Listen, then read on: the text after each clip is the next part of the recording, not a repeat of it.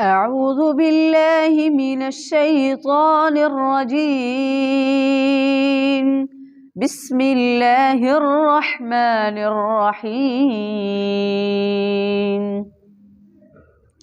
إن الذين قالوا ربنا الله ثم استقاموا تتنزل عليهم الملائكة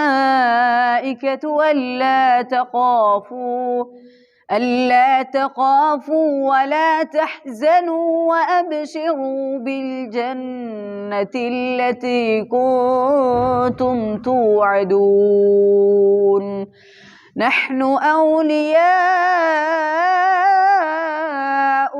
في الحياة الدنيا وفي الآخرة ولكم فيها ما تشتهي أنفسكم ولكم فيها ما تدعون